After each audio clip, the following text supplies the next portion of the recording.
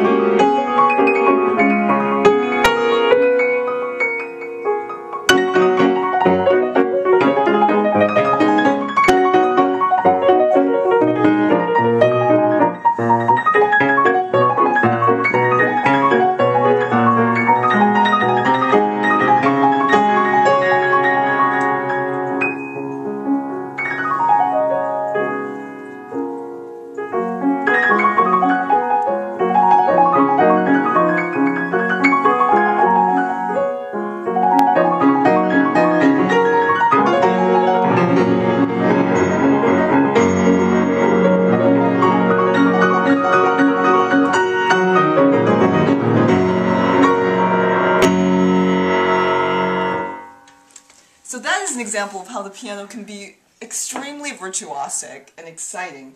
And actually this is a piece by the great composer Frédéric Chopin, whose 200th year is actually this year, 2010. And what also makes this piece so special is that my right hand, if you notice, was only playing on the black keys of the piano. Technique. So first, as I said before with the notes, you can play a simple scale, and that's what's called a major scale. You can also play a minor scale, and a chromatic scale. But you can also do something which I actually love, and I just had a recording session and gave myself blisters, because believe it or not, you can be a rock star at the piano if you want to. And this is a cool way to play a scale without actually using your fingers. You can do what's called a glissando. You can go like that, or that. And so what I was doing is coming up with my left hand.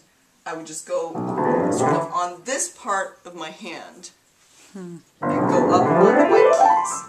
And then when you're coming down, you can just go like this. Or another way to play what's called glissando is to use the side. This is how I got the blisters actually. So use the side of your first and your thumb fingers, especially coming down. So like that. And that can sort of give you power. You can even do this on the black keys, but that hurts a little bit more. So that's what's called a glissando, and that can be super flashy.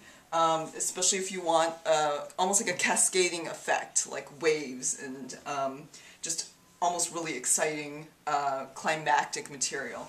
Another thing you can do is to even, with some modern pieces, that is pieces that were written in what we used to call as our century, now we're in the 21st century, but you know, things from you know, like the 1970s onwards, people would explore with different ways to use the keys and also to use the hands. And so you can even use, instead of using the fingers, you can use the side of your hand, and you could do things like this.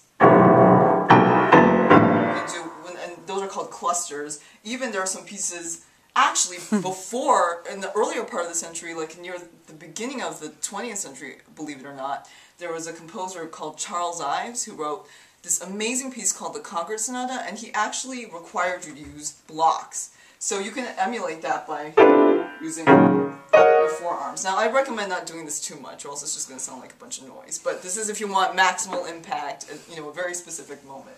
You listen to a lot of pop music, or if you play the guitar, a lot of it is built solely on chords. You know, sometimes you'll hear about people like saying the 1 chord, or the 4 chord, or the 5 chord, and basically. Do you know any pop songs or Coldplay? Yeah, for example, like there's a great song by a man who was one of the icons of rock music, John Lennon, who actually lived in New York City.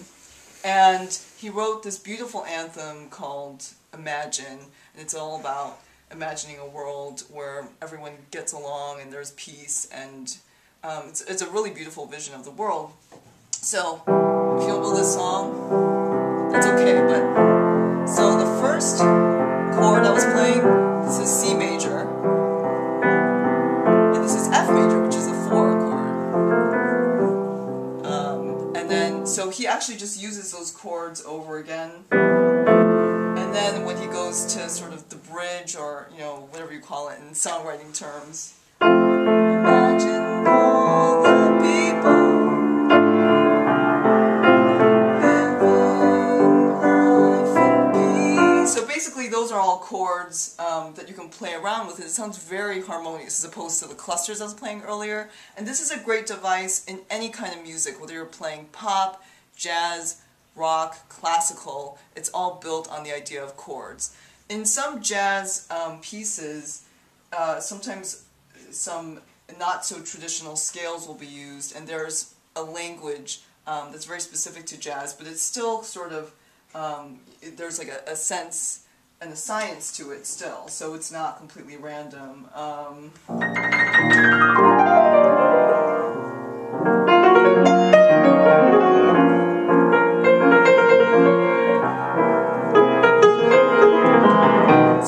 Chords are a little more complicated than I need to explain right now, but this is, the idea is that music is built upon a language that comprises notes, chords, harmonies, and rhythms.